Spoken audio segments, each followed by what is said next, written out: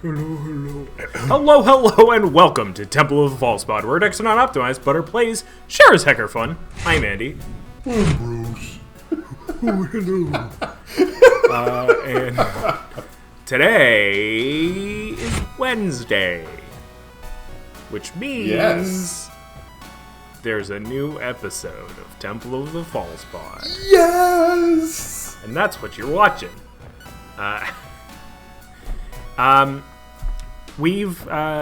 We've been noticing some trends lately, and I'd say, it kind of comes in waves, as most trends do. I think we reached the apex of the trend away from this, but our topic today, there we go. Let's state the topic. Jump right Combat, the importance of combat.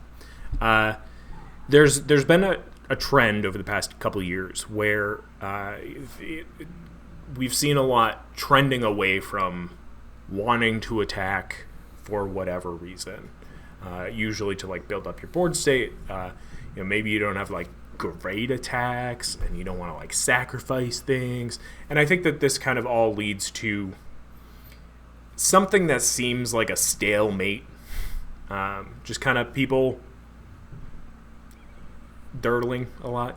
The trick with combat in a multiplayer format, is there's 3 opponents. When you tap to swing, that creature is no longer available to block for the next 3 combats. It's not good. That creature is no good to you until you get back to your turn. And if you've got three other opponents, it just makes sense. You get more value out of your creatures by having them up and available to block on each and every combat. It discourages your opponents from swinging at you. Maybe they'll swing at someone else.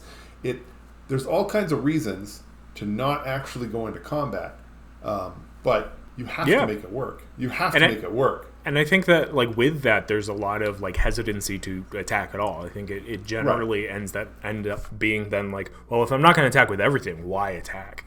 And I think we've seen a trend start to come back toward more combat. I think that the design of the cards have kind of lent itself more toward turning things sideways and going. Right. And I think that I think it's exactly what you said, where it's it's either you're comboing out or it's your the thing you said. You're worried about having 3 people attacking you. And I think that, we could go into the intricacies of how to attack. But I think that that'll be a good topic for another episode. Because, I think it generally comes down to, how... obviously, you don't necessarily want to attack with everything. How much do you attack with?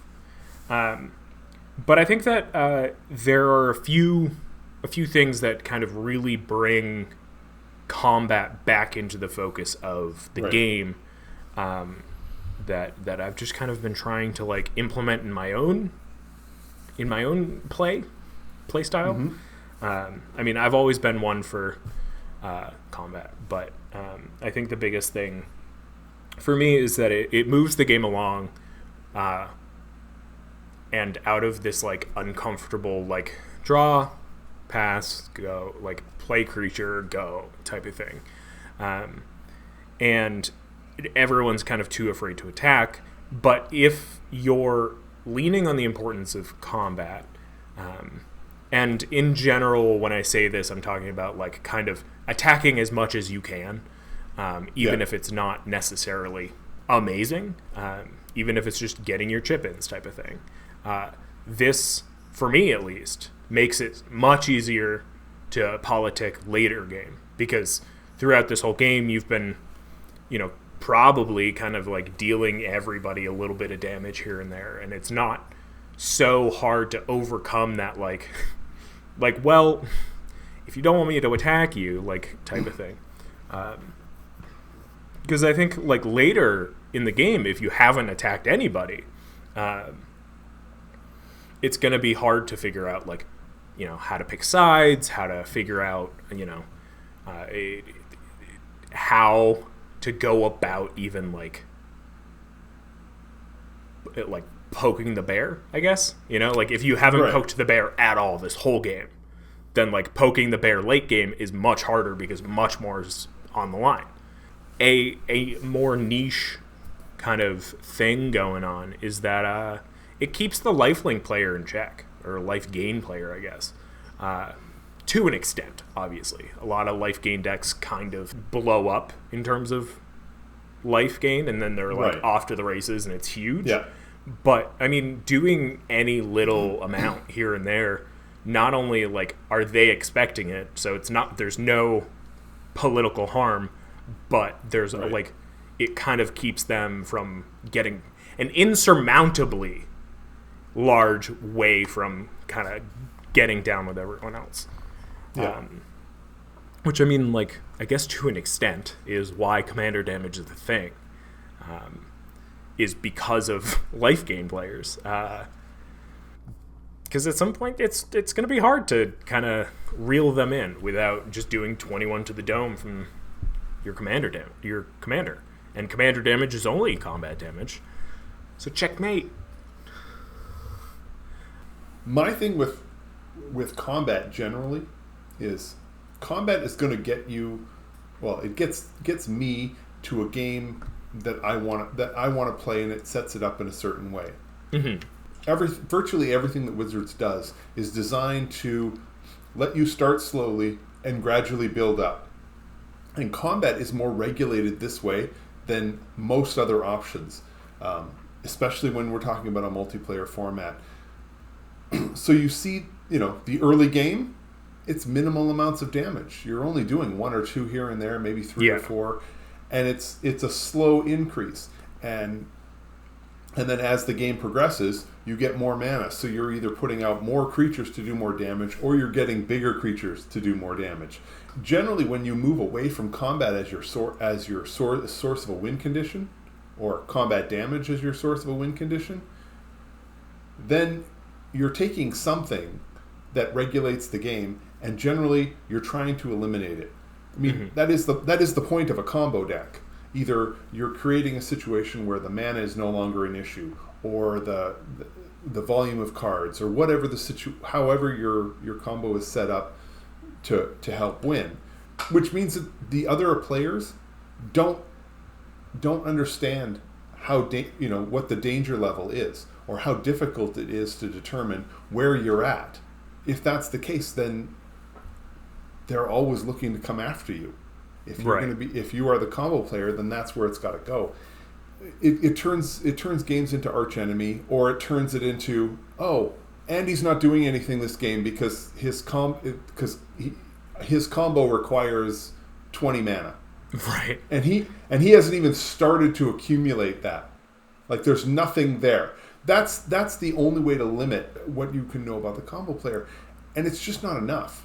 Well, and then it just kind of turns into a game of gin rummy, if me as the combo player, it's not doing anything. It's either like, he's mana screwed or whatever, or he's just like, that I'm just holding out until I have exactly everything, and like, as an opponent of mine, I'm sure you're more willingly to believe that second one of like, well, we gotta kill him before he can just do everything all at once. Right, and if you're facing someone who has, whose deck is clearly combat based, well, if they haven't put a creature out yet, it's because they don't have one. It's not like they're going to suddenly go, boom, haha, I win. No, it means they're just not drawing into it, and it's just not there. Now, whether that's a case of mana screw, or they don't have the creatures, or they don't have whatever else, if it's not there, and the game is progressing, but they're not, they're just getting farther behind, and then they're going to have to fight to get back. So I don't feel so badly looking at that player who has no defenses and saying, it's okay, I don't need to swing at this person, because I want to go after the primary threat. Yeah. And right now, this person without any creatures on the board is not the primary threat. I mean, come talk to me in a it's like when that person with relief puts a land down on the table, taps everything and starts and plays out. Okay, now you've got to worry because you've given them a pass. But until then, they're just behind. And it's easy to ignore that. The combo player, you can't ignore it. It's just, you don't know if they just don't have the piece or if they're waiting for one more thing to finish you. So you have to swing in. There is no sense of gamesmanship or whatever there. It's, you got to go because I don't know when you're going to go off. I have no idea. So yes, I keep attacking you and I can see the frustrated look on your face, but it doesn't mean anything because I just don't know if you need to be dead.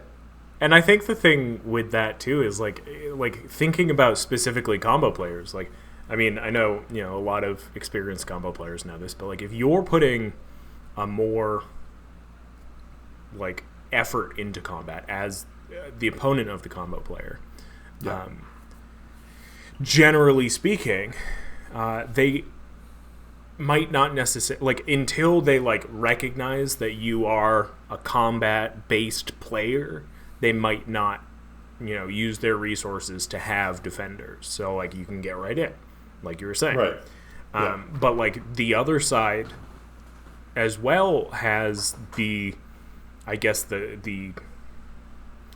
need to be combat focused to an extent, or at least more combat focused. The combo player does, because they need to make sure that they stay alive long enough. Because sometimes it's not enough to just seem not threatening, because people will catch on. And and I don't want to give the give the mistaken impression when I'm talking. For this little situation, when I say combo, I'm meaning a set of cards that create a win. Right. But I'm not even including situations where that set of cards is essentially a pile of creatures that can each do something that results in the win. There are plenty of combos where it's like, oh look, I can now drop all of these creatures on your end step and then I'm going to swing and win. I get that those combos are out there. That's not really what we're talking about. We're talking about the difference between combat and somebody who is essentially not taking part in combat because their win condition involves something else. So when I say combo, it's not really a fair statement. It's I'm just it's a little using it. Yeah. But I think that even with that, like I think that there's a pressure to be more combat focused with that, like against that type of player, because kind of like what you were saying, like if it's a creature based combo, like you need to be able to find ways to get rid of their combo pieces, and the easiest way to do that is combat, because it's a lot of the times they're going to be facing the choice of, do I take 6 damage 4 or 5 times, or do I just block one of those times, and lose my creature, which I think like is a lot of fun in terms of how games can turn out, because as the offense of the attacker, you don't know whether they're going to block or not, and you're kind of just trying to take the chance that they either will block if you want the thing dead, or not block if you want to get the, like, it's there's a lot of nuance there, and I think that what I really like about combat, especially early game, get your chip ins type of thing, like, is that it is, like I said before, makes the politics later easy, but like it also makes the early game combat easier as you go. Like it makes attacking in general feel less personal. If you're just like, if you do it from the beginning and just continue to do it, damage here and there, great. Because I mean, I know even I have been prone to this where somebody attacks me and I'm just like, why? Taking it personally type of thing. And I think that like what it also does is kind of open up the table to discussion. I think that combat in general reveals how you're assessing threat. And while that can be seen as a con because there's like a bit of, information being, dispersed just in general. Sure. But I mean, that means either, that means a number of things to your opponents, whether it means, hey, this guy's bad at threat assessment, or this guy's got something, or, all these things where it does just kind of generally disperse information to your opponents. But I think that, like, you will never find a lack of players that are willing to say something if you're attacking the wrong person, especially if it's themselves. Whether it's just like, hey, why are you attacking me? That guy's got that thing. Or like, hey, why are you attacking me? I'm almost dead. Right. And I think that what combat ends up leading to is a decision to then also listen to them or not. And I think that kind of also is just like a skill that you need to develop as a Magic player. Right. And I think if you're at a table that's not discussing your threat assessment for attacking a certain person, it's because of one of two reasons. One, you're doing it like understandably, like, hey, you've made the correct decision. Or two, you're the threat. And then you kind of also get the information back of that. Is like, are these people seeing me as the threat, Right. Because if you're at the top, then you're going to sometimes feel like 3 against 1. Right. Even more. Something I find interesting, especially you see it in the early game. You get a creature out early, but and you're not attacking with it because you don't want to lose it. And you want to keep it back because if I have a creature, I'm less likely to get attacked. The interesting part is it's amazing how many people don't attack with a creature because they think, oh, he can block, when he's never going to. No. Like that first creature that they have out, they don't want to lose it yet. I mean, it's not as though I'm swinging at you with my 2/2 creature and you got a Solemn Simulacrum. You want it dead. Right. So you're going to block. But if it's your commander, you don't want it dead immediately. You just paid 2 or 3 mana for it, and then you're going to have to pay 4 or 5. If it's something, if it's a commander that wants to be on the battlefield, that needs to be out there, you're probably not going to want to trade it 1 for 1 unless I'm sending something freaking amazing at you. And it's amazing how many times people don't consider that in their threat assessment. It's like, I have a 3/3, you have a 2/2. I can swing into you. You're not going to block because my 3/3 will kill your 2/2. You'll get nothing other than prevent 3 damage. Who cares about the 3 damage? I expect you'll take it. But if the reverse goes into effect, and I swing at you with my 2/2, you're looking at this with your 3/3 and saying to yourself, what's he got? He's got to have something. He wouldn't blindly swing his 2/2 into my 3/3. He just wouldn't. So you look at the board, decide, no, I think he must have something, and don't block. And he gets in for 2 points of damage. And there's no reason for you to have let that happen. Right. And like just block. Yeah. What's and the I harm? think that like if he plays another spell, he's burning the card anyway. There's no harm in it. Yeah. So. And as many people would write that off as like, oh, well, like life is a resource. And it's like, yeah. And now I'm burning those resources for you. Like it doesn't necessarily matter now, early game, that you took 2 points of damage. Mm-hmm. But you could be at 4 instead of 2 later on, or 2 instead of 4 type of thing. Like it does have a cumulative effect overall. Because I think that, the thing to keep in mind here is that the easiest way to lose a Magic game is to be at 0 life. And I think that so often, especially in Commander, you see, people not necessarily like infinite combos, but like finding a certain pattern to then just be like, okay, like I make, all these goblins and then attack people with them or throw them in, some sort of like sack outlet type of thing. But like it generally still comes down to being at 0 life to lose. I think for me, what's interesting is that what I've noticed about taking, for lack of a better term, the initiative to attack early on, it hits playgroups differently. And I think that like even with our playgroup that is generally a little bit more creature based and like does attack regularly, but like getting those early chip-ins is still like shocking to some people.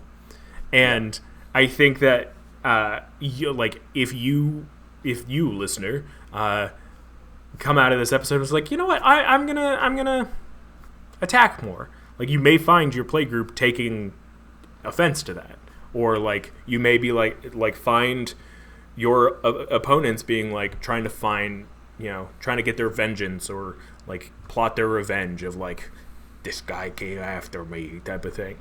And I think that like if you just continue, like you're gonna normalize combat and it'll loosen up. But right, honestly, the early swing, and you get people who are annoyed with you because you swung at them early and then they swing back at you.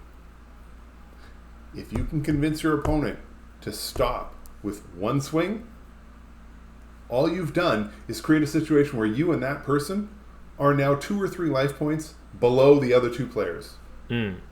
Who's getting targeted next? And I appreciate using life totals is not a good way to do threat assessment. You should be looking at the board state. You should be looking at cards in hand. You should be looking at all of these other things, because life total is borderline meaningless. Yeah. As you get closer to the end of the game, you can swing for 30 points of damage. So somebody sitting at 60 and somebody sitting at 40, you can't look at the 60 life total person and say, oh, they're the threat. No, you're going to have to swing at both of them twice. Right. And that's all that's happening here. Getting your life total down a little bit just isn't necessarily a bad thing. It's amazing how many people will not swing at you because your life total is down. I mean, all these lands, all the Ravnica duels, where you take 2 points of damage for it to come into play untapped. Mm-hmm. If that's one of your first plays in the first couple of turns, do it. Take the 2 points of damage. Look, now you're down to 38. Oh, what's the name of the card? Josh Lee Kwai is famous for it. It's the full send. Oh, Black Market Connections. Yeah. So you get this out early, you pay the 6 life, you get all the other stuff, and then stop and watch your opponents. It's amazing how few opponents are like, oh, they're ignoring the treasure, the creature, and the extra card in your hand, and they look at your life total and say, oh, he's only at 34. I'll swing at someone else. Oh, and besides, he's got a blocker. Like, what are you doing? Yeah. It's that kind of crazy threat assessment. But, I mean, the point of this is that don't worry about your opponent being angry with you in the early stage. Yeah. The only time this becomes an issue is if you happen to be playing with somebody who is first person who attacks me, I'm going to attack them back until they're dead. And honestly, if that's the kind of person you're playing against, you should be attacking them first. Attack them first, and just whatever, and the next game starts and you attack them first again. Make sure they understand this is not a deterrent for you. You need to just stop doing this garbage. Well, and I think too, like with the Black Market Connection type thing, like that is even more of a reason that if like you're progressing with combat, somebody should step in and be like, no, attack that person with the Black Market Connection, because that's generating them a lot of value. And they will be less likely to use that value. if their life total is too rocky, I guess. Right. Yeah, I think just overall, like, combat needs to be more, like, it is literally a third of your turn, you know? Yes. And it needs to be considered more than just like, oh, like, if I attack these people with this and that person with that, like, then I don't have any blockers and, you know, worried about the crackback. And, like, yeah, sure, I think that there's value in at least leaving some things back. Right. Or at least, like, assessing the whole board. But I think that, like, so many people are too timid to just, like, turn a few things sideways, do a bit of damage here, do a bit of damage there. Let your opponents know, like, that you're gonna do it because, like, it's part of the game.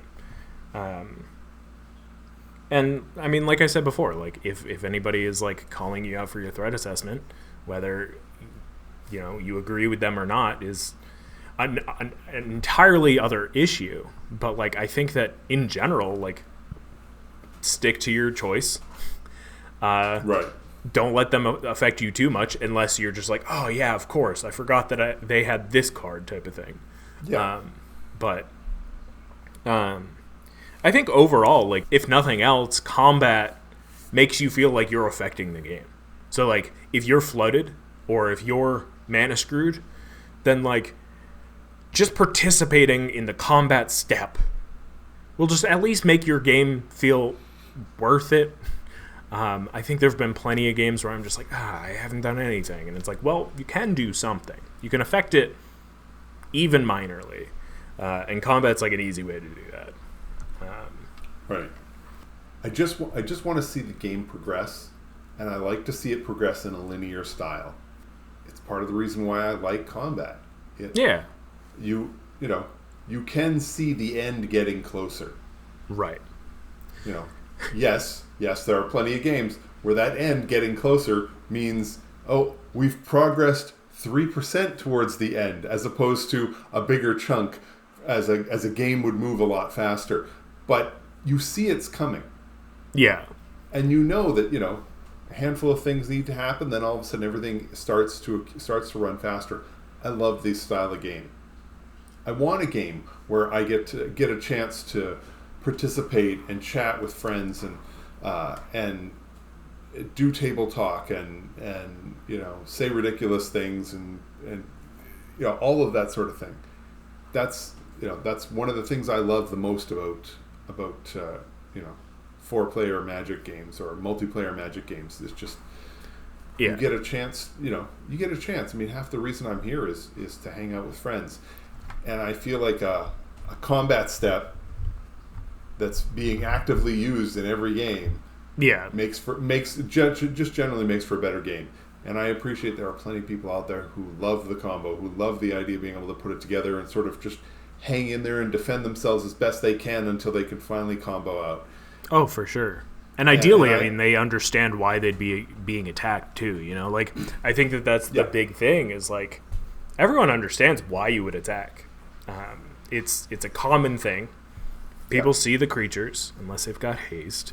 And I think that, like, overall, too, like, I don't know, like, one of the biggest things that I've learned from using the idea that, like, I should always be attacking, or at least, like, even just a little, is that sometimes it doesn't bother people as much as you think it would. Like, sometimes, a lot of times, there is no crackback, or sometimes there's a bigger influence on the game than you would have expected, and it generally, like, can sometimes, a lot of times, most of the time, have effects that you did not anticipate. Right. But yeah, I don't know, man. I think that combat's great, and honestly, talking to you about this makes me realize why you hate the gold meadow, the plane chase in the goat Morrowind. plane, yes. Yeah. Yes. Because it like, if everybody has a handful of 0-3s, nobody's going to be attacking because they'll just bounce off each other type of thing. Like, that's when combat becomes stale and boring. But, like, right. You know. But that's when having the vigilance creature, that's when having a creature with flying, obviously, but that's where you see flying, trample, vig, and even haste are all supremely relevant for your combat step and to relieve situations where you've got a stalled board state. It's amazing how you'll watch and the opponent is like, okay, I have worked this out and this many creatures is going to be perfect. I can handle this swing or that swing or this swing. And then the next turn somebody plays a hasty creature and all of their plans are now out the window. It's like, oh, I was not expecting you to have that many creatures that could swing. Yeah. Or you get a vigilance creature, and it's like, okay, well, my creature is available to block anytime, but I can also swing. I just need to find somewhere where I can swing where it's not going to die. I love the combat step. Love me a combat step. It's a good one. It brings so much, and Wizards is doing everything they can to make sure that to make the combat step and make swinging at your opponents something that you really want to do, that will really push the game, that brings the game forward and keeps things moving. I think we see it in as much as like every iteration of the Monarch that we have so far. I mean, we've got the Monarch, obviously. We've got the Initiative. These types of things where like it incentivizes you to attack. I mean, even to an extent, Dethrone is, good for this. And I think that like, and the Ring Bearer does it as well. What was that? The Ring Bearer. Yeah, the Ring Bearer, or what is it? Goad. It's putting this emphasis on combat, especially for multiplayer formats like Commander, where like it just do the thing, feel good about your choices, and then move on. Right.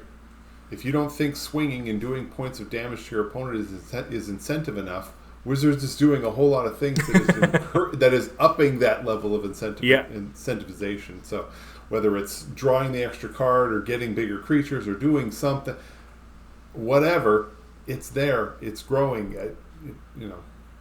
Take advantage of it. It's wonderful. Yeah. That's all I got for today. It's all we got time for, honestly. So go attack people. Go combat people in your Commander games. You'll feel great about it. It'll move the game along, and you'll learn from the mistakes that you make as well. But without making those mistakes, you won't learn. So go do it. You'll thank me. And thanks so much for listening. We're Temple of False Pod, where X are not optimized, better plays. Sure as heck are fun. I'm Andy. I'm Bruce. And if you're watching us on YouTube, hey. And if you're not, hey. Thank you again. Have a great night. May your fifth land be the temple. Bye. Wait. Before you go, I just wanted to say thank you for listening. You can reach out to us via email at falsepodmtg@gmail.com or on Twitter @falsepodmtg. Bruce is @manaburned, and I'm @AndyWeekend, though you'll definitely notice I use the podcast Twitter far more often. Now that we've got you here, make sure you subscribe, rate us on whatever podcast platform you use. It helps us out. It gets us more reach. Subscribe to us on our YouTube channel. Like a video there. Leave some comments for more casual enjoyment. Thank you so much for listening. We'll be back with some more timeless discussions about all things casual. So come hang out, and may your fifth land be the temple. Bye-bye. Should I do my best, Bruce? Bye!